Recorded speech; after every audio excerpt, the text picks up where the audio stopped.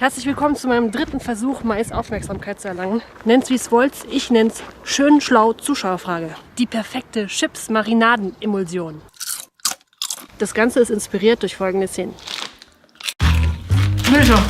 Ich liebe Chips. Ich will das. Ich habe sehr oft Chips in meinen Videos, weil dann ist es ja fürs Video. Was soll man machen?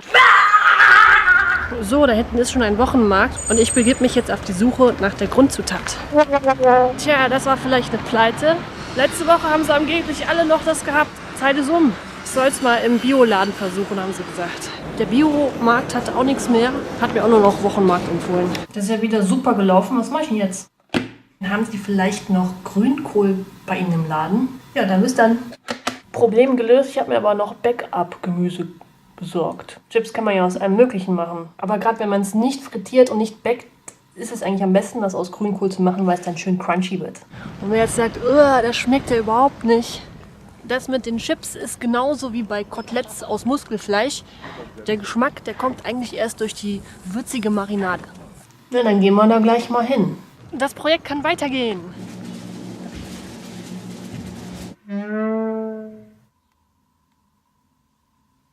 Der Grünkohl mit Strunk und allem 426 Gramm. Meine Waage hier sagt was anderes, aber die ist ja auch nicht kalibriert. Egal, ich mache jetzt erstmal Strünke ab. Trockenes Nassgewicht ohne Strünke ungefähr 228 Gramm. Jetzt sind noch 227. Was ist 26? Wird immer weniger. Jetzt haben wir schon einen Messfehler gefunden. Die Schüssel ist ein bisschen zu groß für die Aufsetzfläche. So Pi mal Daumen 220 Gramm. 225. Letztes Ergebnis. So, und jetzt zu meiner Frage, beziehungsweise zu meinem Problem. Jetzt muss man die Marinade machen. Da brauchst du was Fettiges. Öl habe ich noch nie benutzt. Ich benutze immer Nussmus. Man kann ja 1000 Gewürze reinmachen, aber für mich hat es sich bewährt, das auf 3 zu beschränken. Und zwar auf Chili, Paprika und ein bisschen Salz. Das Problem, wenn du das nur bei diesem fettigen Nussmus belässt, wird es auf die Zeit teuer. Das verklumpt und es geht auch nicht wirklich in die Ritzen rein. Das funktioniert so nicht. Das werden dann keine Chips, das werden Nussmusklumpen. Darum mache ich jetzt so ein bisschen Wasser rein. Aber da fehlt mir jetzt noch das Mittel, damit es eine richtig gute Emulsion wird. Liebe Mai, kannst du mir da weiterhelfen? Ja, durch viel Umrühren ist das zwar dann kurzfristig mal schön verbunden. Kann man wieder seinen Chip nehmen, einigermaßen gut drin weigen. Aber auch hier verklumpt das schon wieder. Beim Trocknungsvorgang, da geht das dann schon wieder auseinander, spätestens. So, ich habe mindestens eine Minute im Internet recherchiert. Wasser, Fett, Emulsion, habe auch was gefunden, aber ich kann mir nicht vorstellen, dass das zu Chips schmeckt. Konkret stand drin Eigelb, Honig, Senf.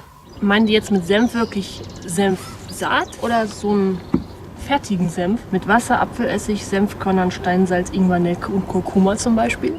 Das mit Honig ist auch Auslegungssache, aber im Grunde genommen ist das nicht vegan. Allein weil das Mandel nun schon so teuer ist, ist es sinnvoll, das eigentlich mit irgendwas zu strecken. So, ich dachte, als Chemikerin, die gerne Chips isst und gerne kocht, backt.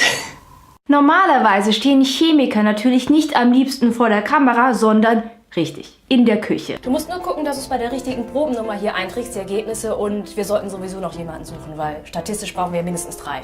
Eine Chemiefrage. Wie geht es dann damit weiter? Ganz einfach. Die werden nicht frittiert, auch nicht wirklich gebacken, sondern die werden gedörrt. Das heißt, da wird das Wasser entzogen und dadurch kann man auch künstlich die Nährwerte erhöhen, weil grünen Pflanzen sehr viel Wasser drin ist und wenn das Wasser alles weg ist, dann ist das, was übrig bleibt, viel nahrhafter. Ja, man macht es entweder in einem echten Backofen auf kleinster Stufe, 50 Grad, mit einem Luftspalt, damit die Feuchtigkeit raus kann. Oder man macht es aus Economy-Gründen mit so einem echten Dörrgerät. So ein Dörrgerät ist einfach nur eine Heizspule und Ventilator.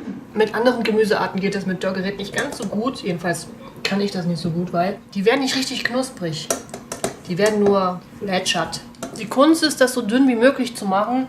Deswegen funktioniert gerade Grünkohl so gut, weil der ja schon sehr dünn ist. Ich bin so schlecht da drin. Egal, das kommt jetzt auch noch dazu. Ja, das hält nicht richtig. Gemüsechips mit Dörrgerät kann man quasi aus allem Möglichen machen. Außer aus Kartoffeln, weil die müsste man schon durchgaren. Es sei denn Süßkartoffeln, die kann man auch roh essen. Also im echten Backofen mit Umluft und 50 Grad geht es bestimmt schneller. In der gekauften 30 Gramm Packung sind 31 Gramm passt. Mit der größeren Schüssel, wo wir den Messfehler hatten, Mister auch 31 Gramm, passt also auch. So sehen die gekauften Grünkohlchips aus. Das sind nur andere Zutaten als die selbstgemachten.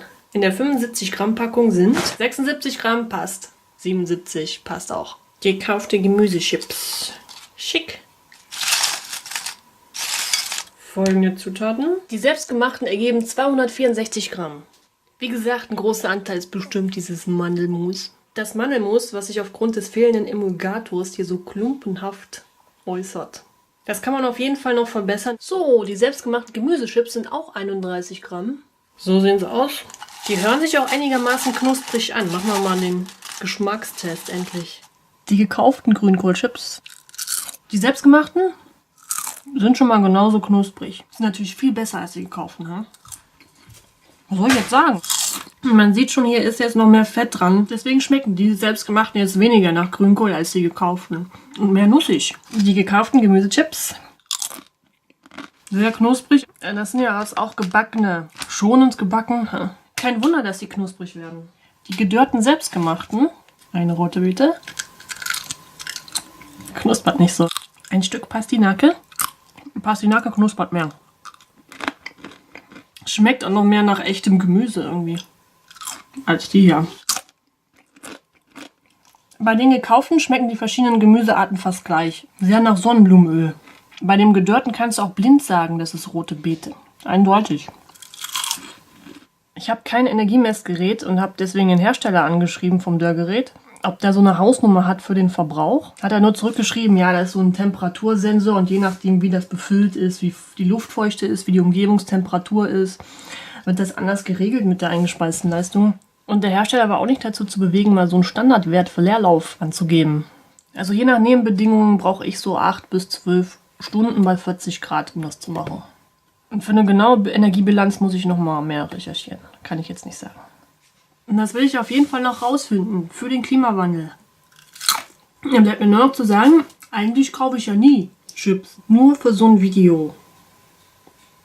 Was willst du machen? Ist ja fürs Video. Lecker Milch. Ich versuche das perfekte Rezept rauszufinden.